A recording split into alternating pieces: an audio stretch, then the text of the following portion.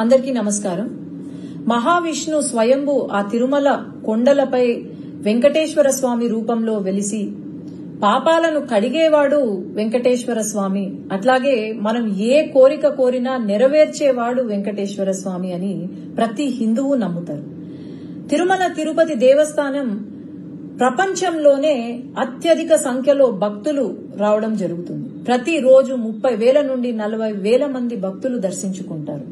అట్లాగే అత్యధిక ధనిక దేవాలయం ఏదైనా ఉంది అంటే అది తిరుమల తిరుపతి దేవస్థానం.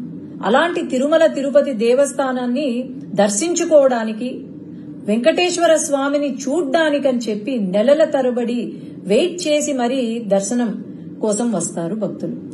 తర్వాత లైన్ లో గంటల కొద్ది క్యూ లైన్ లో వెయిట్ చేసి ఆ తిరుపతి లడ్డూ కోసం, ప్రసాదం కోసం అని చెప్పి వెయిట్ చేసి ఇంటికి తీసుకెళ్లి దాన్ని పూజ చేసి, ఎంతో నిష్టగా పూజ చేసి అందరికీ పంచి పెడతారు. అలాంటి తిరుపతి లడ్డూలో మొన్న ఏదైతే రిజల్ట్ ల్యాబ్ టెస్ట్ ఏదైతే వచ్చిందో, మన హిందువులు గోవుని ప్రతిరోజు పూజిస్తాం. దేవుడితో సమానమైన ఆ గో మాంసం ఏదైతే ఉందో, లేదంటే చాప నూనె ఏదైతే ఉందో, అది లడ్డూలో కనిపించడం అనేది ఇంతకన్నా పాపం వైఎస్ జగన్మోహన్ రెడ్డికే దక్కుతుంది. ఎందుకంటే హిందువులు కాని వాళ్ళు, అసలు హిందుత్వాన్ని నమ్మని వాళ్లను అక్కడ చైర్మన్లుగా తీసుకొచ్చి, కరుణాకర్ రెడ్డి అని చెప్పి అక్కడ చైర్మన్ గా తీసుకొచ్చి, ఆయన వెంకటేశ్వర స్వామి ఒక నల్ల రాయి అని చెప్పి, అలాగే ఆ 7 కొండలు ఎందుకు, 5 కొండలు చాలు అని చెప్పి ఒక జీవోని తీసుకొచ్చి పెట్టారు. అట్లాగే వైవి సుబ్బారెడ్డి గారు అని చెప్పి ఆయనను తీసుకొచ్చి, అసలు హిందుత్వం అనే నమ్మని వాళ్లను తీసుకొచ్చి ఈరోజు మరి అసలు వీళ్లకు ఆ ఆలోచన ఎలా కలిగింది అనేది నాకైతే అర్థం కావట్లేదు. ఎప్పుడో 1857లో సిపాయి మ్యూటినీ అని విన్నాం. అది బుల్లెట్లు, బ్రిటిషర్లు చేసే బుల్లెట్లలో గోమాంసం ఉందని చెప్పి, అదే ఫస్ట్ వార్ ఆఫ్ ఇండిపెండెన్స్ అని కూడా అంటారు. గోమాంసం ఉందని చెప్పి చిన్నగా ఒక రివోల్ట్ స్టార్ట్ అయ్యి అది పెద్దగా కనిపించిన బ్రిటిషర్లు అందరినీ కూడా చంపి పాడేసిన దేశంలో ఈ రోజు ఇక్కడ లడ్డూలో గోమాంసము, చాప నూనె ఉంది అంటే మరి ఏమనుకోవాలి?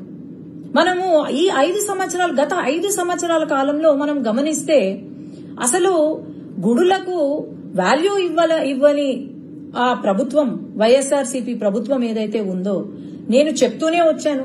శ్రీశైలంలో కూడా శ్రీశైలం లడ్డూలో చికెన్ ఎముక కనిపించింది అంటే ఆ రోజు ఎటువంటి యాక్షన్ తీసుకోలేదు. అసలు దేవాలయాలు ఎందుకున్నాయి, లేదంటే మన దేవుళ్ళు ఎందుకున్నారు ఇంకా అని అనిపిస్తుంది. తప్పకుండా ఖచ్చితంగా అయితే ఈ ఎవరైతే దీనికి బాధ్యులో వాళ్ళను ఉరి తీసినా ఎక్కడ తక్కువ కాదు, గాని వీళ్లకు కఠినమైన శిక్ష విధించాలి, ఖచ్చితంగా విధిస్తారు అని నేను అనుకుంటున్నాను. సీఎం గారు వెంటనే, మన గవర్నమెంట్ ఫామ్ అయిన వెంటనే తిరుపతి లడ్డు నాణ్యత కోసం, అది చాలా చిన్న విషయం కావచ్చు గాని తిరుపతి లడ్డు నాణ్యత ఎలా ఉంది అని చెప్పి ల్యాబ్ రిపోర్ట్ కి పంపించారు అంటే ఇంతకన్నా మంచి ముఖ్యమంత్రి, మంచి పాలన ఎక్కడైనా ఉంటుందా అని నేను భావిస్తున్నాను. ఇక్కడ మటుకు ఈ హిందూ మనోభావాలు దెబ్బతీసేలాగా ఇలాంటి సిచ్యువేషన్ మనకు ప్రపంచం మొత్తము ఈ దుర్ఘటనను గమనిస్తూనే ఉంది. ఖచ్చితంగా వీళ్లకు కఠిన శిక్ష వేయవలసిందిగా నేనైతే కోరుతున్నాను.